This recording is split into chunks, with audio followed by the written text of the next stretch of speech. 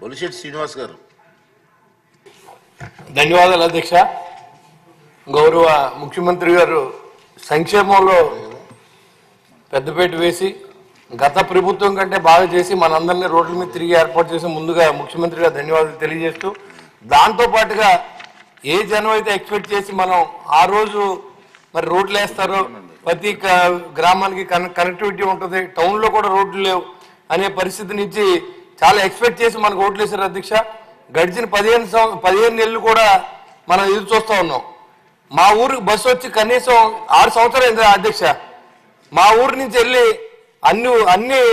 అన్ని చోట్ల ఉద్యోగాలు చేసే ఆడపిల్లలు రాత్రి బస్సు బైపాస్ రోడ్లో దింపేసి వెళ్ళిపోతే అక్కడి నుంచి వచ్చి చాలా ఇబ్బంది పడుతున్నారు అధ్యక్ష. ఇంకా రేపు వస్తుంది, మనం వచ్చాక రేపు చేస్తాం, మరి 10 రోజుల్లో చేస్తామని చెప్పి మన కోసం ఎదురు చూశారు అధ్యక్ష. కానీ నేను గౌరవ మంత్రి గారిని చాలాసార్లు రిక్వెస్ట్ చేసి అడిగాను అధ్యక్ష. ఇప్పుడు ఆర్థికంగా మన ఇబ్బందులు ఉన్నాం అధ్యక్ష, అయినప్పుడు కూడా మనం సంక్షేమం ఎలా చేస్తామో అదేవిధంగా ఇన్ఫ్రాస్ట్రక్చర్ ఈ రోడ్లు మనం చేసుకోకపోతే అధ్యక్ష చాలా ఇబ్బంది పడే పరిస్థితి, ప్రజలు కూడా మనకి వ్యతిరేకత అవుతా ఉన్నారనే విషయాన్ని సభ ద్వారా మరి నేను తెలియజేస్తున్నాను అధ్యక్ష. గౌరవ మంత్రి గారిని దాని మీద మా తాడేపూరడానికి 10 కోట్లు శాంక్షన్ ఇచ్చారు అధ్యక్ష. కాంట్రాక్ట్ని పనిచేయమని అడిగితే మాకు పాత బిల్లు ఇస్తేనే చేస్తాం, లేదా నేను చెయ్యం, అయితే మీరు గట్టిగా మాట్లాడితే మేము ఆత్మహత్య చేసుకుంటాం అనే పరిస్థితిలో కాంట్రాక్ట్లు ఉన్నారు అధ్యక్ష. కాబట్టి దయచేసి గౌరవ మంత్రి గారు ముఖ్యమంత్రి గారు చెప్పి ఏదో నిధుల్ని కొంత బిల్స్ అని ఇస్తే రోడ్లు మొదలు పెట్టిస్తే మనం బయటికి వెళ్ళి తిరగడానికి అవకాశం ఉంటుంది అధ్యక్ష.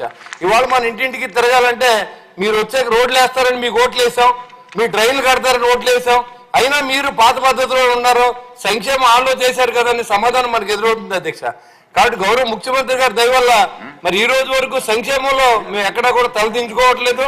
కానీ ఈ ఇన్ఫ్రాస్ట్రక్చర్ని రోడ్లను కూడా మనం అభివృద్ధి చేయడానికి సహకరించాలని చెప్పి నేను గౌరవ మంత్రి గారిని కోరుతున్నాను అధ్యక్ష. మీ ద్వారా మరి త్వరితగతిన మరి రోడ్లు కొంత బిల్లులుగా చెల్లిస్తే ఆ కాంట్రాక్టర్లో పని చేయించుకుని రేపు పొద్దున్న రోడ్ల మీద తిరిగి మనం చెప్పుకోవడానికి మన కూటమి ప్రభుత్వం వచ్చిన తర్వాత మేము పలానా రోడ్లు వేసాం, పలానా బిజ్జీలు కట్టామని చెప్పే అవకాశం ఉంటుంది. కాబట్టి దయచేసి స్పీకర్ గారి ద్వారా మంత్రి గారు నేను అడుగుతాను అధ్యక్ష, ఒకవేళ రోడ్లు ఏమైనా వేస్తారా, మొదలు పెట్టిస్తారా, ఆ బిల్లు వాళ్ళకి ఏమైనా ఇస్తారా అని చెప్పి ఈ సభాముఖంగా మంత్రి గారు నేను అడుగుతాను అధ్యక్ష. Thank you very much.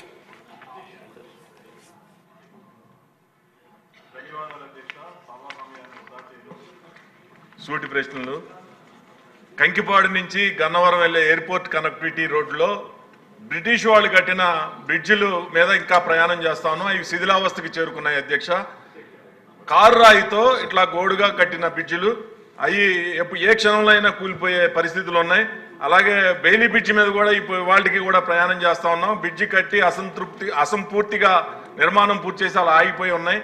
దాని మీద తగిన చర్యలు మరి మినిస్టర్ గారిని తీసుకోవాల్సిందిగా మీ ద్వారా ఆయన్ని అభ్యర్థిస్తా ఉన్నాను అధ్యక్ష. Thank you. ధన్యవాదాలు అధ్యక్ష. ఆర్ఎన్బి మంత్రి గారు ఈ కూర్చొని ఈ బ్రిడ్జిలకు సంబంధించి ఉంది కాబట్టి ప్రధానంగా చాలా చోట్ల అంటే మా నియోజకవర్గంలో కూడా బ్రిటిష్ హయాంలో కట్టిన బ్రిడ్జిలు చాలా శిథిల వైపు ఐరన్ కట్టర్స్తో కట్టిన బ్రిడ్జిలు ఉన్నాయి అధ్యక్ష. వాటి మీద ఎందుకంటే ఓఎన్జీసీ వాహనాలు అవి ఎక్కువ తిరగడం వల్ల కోనసీమ ప్రాంతంలో బ్రిడ్జిలన్నీ కూడా బలహీనమై ఎప్పటికప్పుడు అవి కూలిపోయే ప్రమాదం కనపడుతుంది అధ్యక్ష.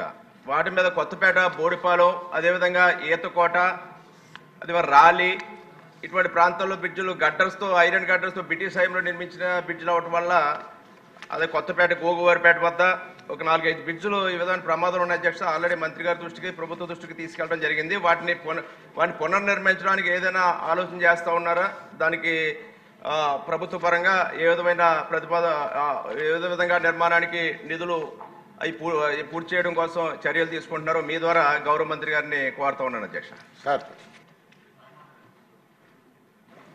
అధ్యక్ష నమస్కారం. భీమవరం నియోజకవర్గంలో